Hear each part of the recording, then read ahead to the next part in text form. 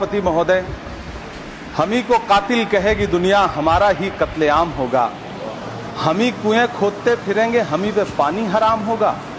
सभापति महोदय, सन 1947 में दिल्ली की जामा मस्जिद की तारीखी सीढ़ियों पर खड़े होकर के भारत रत्न मौलाना अबुल कलाम आजाद साहब ने कहा था कि मुसलमानों कहां जा रहे हो, यह है तुम्हारा मुल्क, यहां तुम्हारे आबाओ अजदाद की कब्रें हैं। उस वक्त मौलाना आजाद की ये सदाएं सुन करके लोगों ने अपने सरों की गठरियां उतार करके रख दी थी।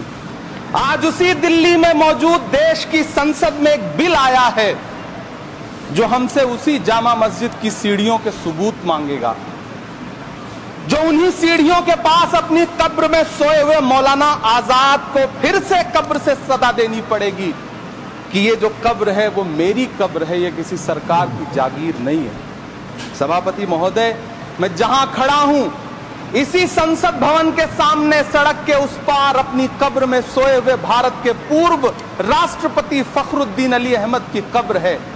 शायद अब उस कब्र से भी सदाएं आए कि ये कब्र मेरी कब्र है, ये सरकार की जागीर नहीं है। सभापति महोदय, मैं वक्फ कानूनों में किए जा रहे संविधान विरोधी बदलावों के खिलाफ बोलने के लिए खड़ा हुआ हूं। संविधान का आर्टिकल 14 हो, 29 हो, 30 हो, चीख चीख कर कहता है कि देश में सब बराबर के हकदार।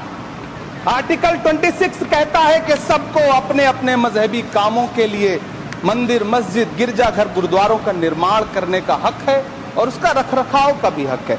लेकिन डॉक्टर बाबा साहब अंबेडकर के संविधान को हर दिन कुचलने वाली ये सरकार देश के मुसलमानों से नफरत में इतनी अंधी हो गई है कि खुलेआम देश की संसद में देश सरकार के माइनॉरिटी मिनिस्टर साहब और होम मिनिस्टर साहब झूठ बोलते हैं और देश को गुमराह करते हैं, झूठ शब्द असत्य बोलते हैं। सरकार ने इस बिल का नाम उम्मीद रखा है।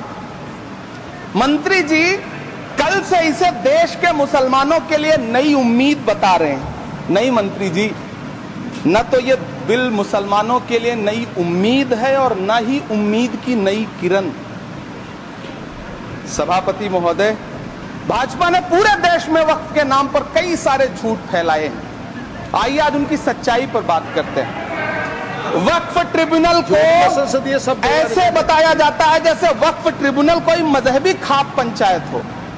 सभापति महोदय, जबकि सच्चाई ये है कि वक्फ ट्रिब्यूनल भी तो सरकारी न्यायिक विभाग है जिसमें सरकार द्वारा नियुक्त जज होते हैं, जिसमें प्रशासनिक अधिकारी होते हैं, कहीं ऊपर से थोड़ी आ गए। सभापति महोदय, देश के गृह मंत्री जी ने इसी सदन में कहा कि वक्फ ट्रिब्यूनल के फैसले के खिलाफ कोई कोर्ट नहीं जा सकता, जबकि सच यह है कि वक्फ एक्ट 1995 की धारा 83(9) के तहत हाई कोर्ट वक्फ ट्रिब्यूनल के फैसले की न सिर्फ समीक्षा कर सकता है बल्कि उसे बदल भी सकता है। सच तो यह है कि वक्फ बोर्ड खुद अपनी जमीनों के लिए कई सारी कोर्ट में मुकदमे लड़ रहा है। सभापति महोदय, दिल्ली की जिन 123 संपत्तियों को लेकर कल माइनॉरिटी मिनिस्टर, होम मिनिस्टर साहब और अभी आदरणीय नेता सदन बात कर रहे थे, आइए उनकी सच्चाइयों पे भी बात करते हैं। 1911 में जब अंग्रेजी हुकूमत ने कोलकाता के बजाय दिल्ली को राजधानी बनाने का फैसला किया तो रायसीना हिल्स के चारों तरफ जो मुसलमानों की ढेर सारी जमीनें थी उनको एक्वायर किया गया और लुटियन को इसकी तामीर की जिम्मेदारी सौंपी गई। सेंट्रल विस्टा की तरह लुटियन जोन का मेगा प्लान तैयार हुआ, लेकिन उस वक्त के मुसलमानों ने उस वक्त की अंग्रेजी हुकूमत से अपनी इबादत गाहों को बचाने के लिए लड़ाई लड़ी। मामला ब्रिटिश गवर्नमेंट तक पहुंचा। तब यह तय हुआ कि वो जो धार्मिक स्थल हैं उन्हें जस का तस रहने दिया जाएगा। इंडिया गेट के बगल वाली मस्जिद हो, जाब्तागंज, सुनहरी बाग मस्जिद हो, पार्लियामेंट रोड वाली मस्जिद हो, ऐसी 123 संपत्तियों के मैनेजमेंट के लिए 1913 में मुसलमान वक्फ वैलिडेशन एक्ट बना और उसके बाद एक नया शहर बसाया गया जिसे लुटियंस जोन का नाम दिया गया। फिर 1943-45 के बीच एक और समझौता हुआ। आजादी से पहले उसके तहत काफी सारी वक्फ जायदादों को सुन्नी मजलिस औकाफ बनाकर उसके अंडर किया गया ताकि उसकी देखरेख की जा सके। गृह मंत्री जी 2 दिन से सदन में जो बात कह रहे हैं वो दरअसल 123 संपत्तियां उसी सुन्नी मजलिस औकाफ के तहत आती है। सभापति महोदय, आजाद भारत आजाद हुआ। आजादी के बाद भारत में 1954 में वक्फ एक्ट लागू हुआ, जिसकी धारा 9 के तहत 1964 में केंद्रीय वक्फ काउंसिल का गठन हुआ। दिल्ली की वही 123 प्रॉपर्टीज को 1970 में सर्वे गजट करके गजट नोटिफाई किया गया। इसके निपटारे के लिए पूर्व प्रधानमंत्री इंदिरा जी के द्वारा 1974 में एक बर्नी कमेटी बनाई गई।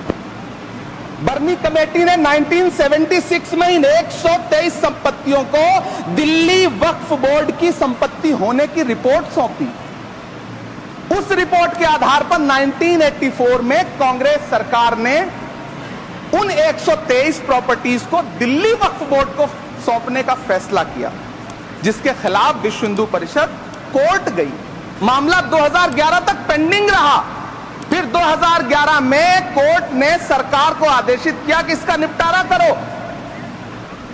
तब 2013 में तत्कालीन यूपीए सरकार ने दिल्ली की उन्हीं 123 जायदादों को बर्नी कमेटी की सिफारिशों के मुताबिक वक्फ बोर्ड के हवाले किया।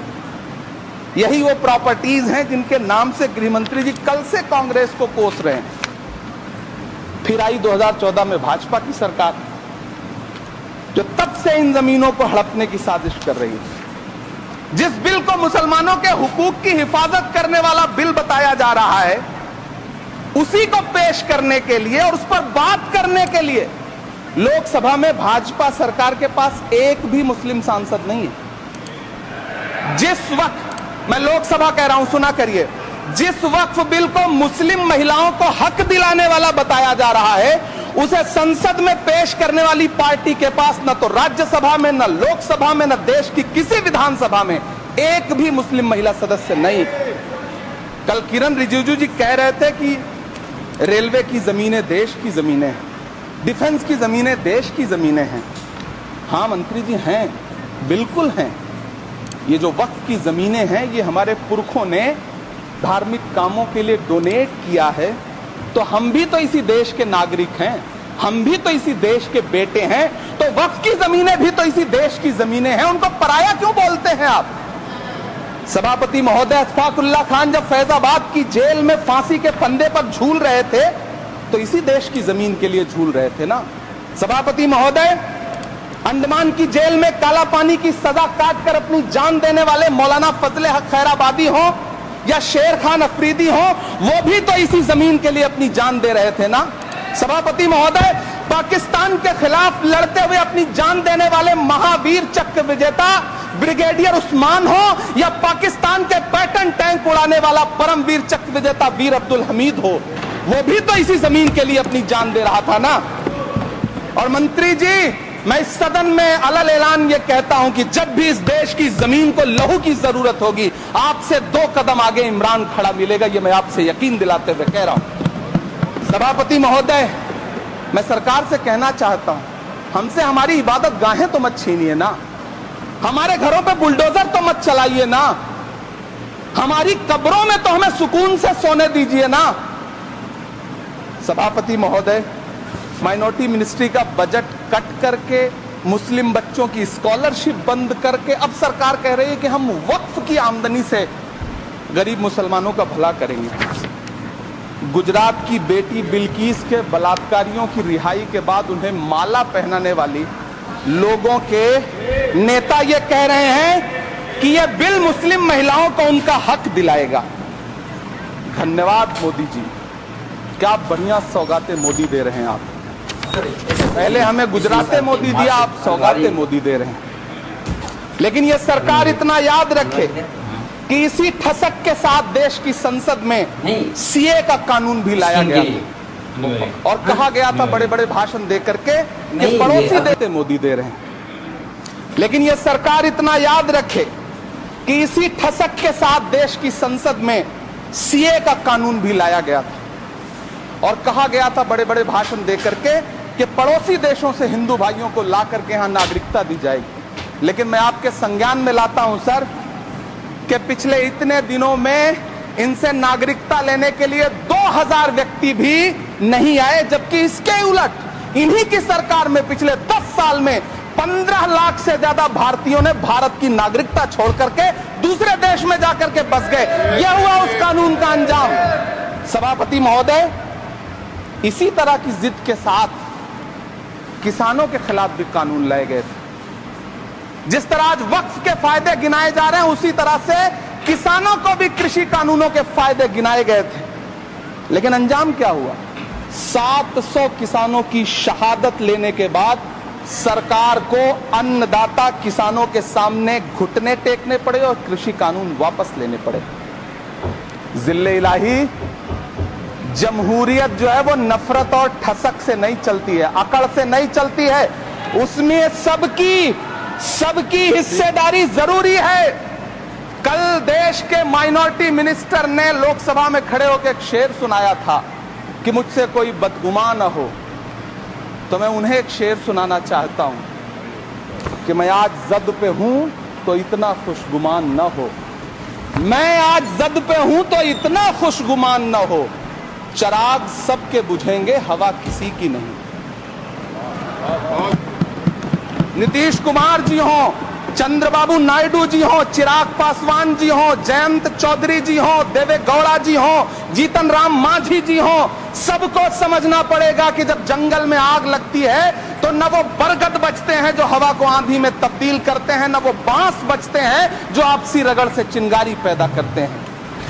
सभापति महोदय, जब देश को मनमोहन सिंह साहब जैसा काबिल प्रधानमंत्री मिलता है तो देश को आरटीआई जैसा एक्ट मिलता है, सेज जैसा एक्ट मिलता है, मनरेगा जैसा एक्ट मिलता है, लिबरलाइजेशन मिलता है, राइट टू एजुकेशन मिलता है, नेशनल फूड सिक्योरिटी एक्ट मिलता है। लेकिन जब देश को सौगातें मोटी मिलती है तो क्या मिलता है? सीए मिलता है, फॉर्म्स लॉ मिलता है, आर्टिकल 370 मिलता है, इलेक्टोरल बॉन्ड जैसा एक्ट मिलता है और वक्फ अमेंडमेंट एक्ट जैसे बिल देश को मिलते हैं। मुझे तो अपने हमवतन भाइयों से पूछना है कि आपको अपने बच्चों की तरक्की, खुशहाली और नौकरी की दरकार है या फिर मुसलमानों की दान की गई जमीनों को लूटकर धन्ना सेठों को देने की साजिश करने वाले कानून की? सभापति महोदय, यह सरकार रात के 3 बजे तक पूरे देश को जगा करके संसद में अपने ही नागरिकों को नीचा दिखाने के लिए वक्फ बिल ला रही थी, तो उधर रात के 1:30 बजे अमेरिका हम पर 26% टैरिफ लगा रहा था। सरकार की प्राथमिकताएं देश को पता नहीं। सभापति महोदय, मैं बहुत भावुक हूं आज, और मुझे अच्छा लगा कि आदरणीय नेता सदन जगत प्रकाश नड्डा जी ने बहुत अच्छी बातें भी की, मन से बातें की। क्योंकि उनके नाम में प्रकाश जुड़ा है तो मैं उनमें हमेशा एक रोशनी की किरण देखता हूं। मैं उनके सामने बहुत अदब से ये बात कहना चाहता हूं कि चरागों के सफर में दबदबा हो आंधियों का तो फिर अंजाम जुल्मत के सिवा कुछ भी नहीं होगा। ये दुनिया नफरतों के आखिरी स्टेज पर है, इलाज इसका मोहब्बत के सिवा कुछ भी नहीं होगा। मैं भावुक हूं, मेरी पलकें गीली हैं। अगर देश की एक बहुत बड़ी आबादी को लगता है कि आप उसका भला करने के लिए नहीं बल्कि उनकी इबादतगाहों, उनकी कब्रिस्तानों, उनकी खानकाहों को बर्बाद करने का बिल ला रहे हैं, तो फिर आप अगर समझाने में नाकामयाब रहे हैं तो यह आपकी नाकामयाबी है। पहले समझाइए, उसके बाद कोई बिल लेकर के आइए, तब शायद हम आपका इतनी पुरजोर तरीके से विरोध ना करें। लेकिन सभापति महोदय, मैं अंत में सिर्फ इतना कहना चाहता हूं कि इस बिल में जो भी पॉइंट्स दिए गए हैं, वामसी पोर्टल देख लीजिए, सरकार का झूठ आपको पकड़ में आ जाएगा। हम डरे नहीं हैं, हम सिर्फ सरकार से अपील कर रहे हैं कि हमें अपना समझिए। हम आपके अपने हैं, इस देश के नागरिक हैं और आप ताकत में हैं। संख्या बल के आधार पर बिल हो सकता है आप पास करा लें, लेकिन आपको यह बात समझनी पड़ेगी कि हम तो वो तारीख हैं, जहनों में रहना है जिसे कागजी पुर्जे नहीं जो फाड़ डाले जाएंगे।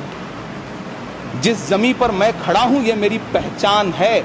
आप आंधी हैं तो क्या मुझको उड़ा ले जाएंगे? आपको ये बात समझनी पड़ेगी। आपको अगर इतना विपक्ष की तरफ से पहले जेपीसी में इतने सारे पॉइंट्स आए और उसके बाद कल से लोकसभा में और राज्यसभा में सुझाव आप सुनने को तैयार नहीं है, लोगों की शंका को दूर करने के बारे में आप बिल्कुल सोच नहीं रहे, बस आप कह रहे हैं ये बिल उम्मीद की नई किरण है। नहीं साहब, इसे भले किरण जी लेके आए हैं, लेकिन ये उम्मीद की नहीं बल्कि नाउम्मीदी की किरण है। और इस देश की एक बहुत बड़ी आबादी इस बात से खदशे में है, शक में है कि आप सीधे उनकी जमीनों को लूट करके धन्ना सेठों को बेचना चाहते हैं। मेरी अब भी आपसे अपील है कि इस बिल को वापस लीजिए। यह बिल कहीं से आपके अपने नागरिकों के लिए अच्छा नहीं है। यह बिल सिर्फ इस देश के मुसलमानों को नीचा दिखाने का और अपने एक ऐसे मतदाता वर्ग को खुश करने का बिल है जिनको इस बिल के पास हो जाने से कुछ मिलेगा भी नहीं। लेकिन आप एक नैरेटिव देना चाहते हैं, एक मैसेज देना चाहते हैं। मेरी आपसे अपील है कि कृपया ये जो सबका साथ सबका विकास का नारा है, इस नारे को रत्ती भर तो चरित्रार्थ कर दीजिए। बहुत बहुत धन्यवाद।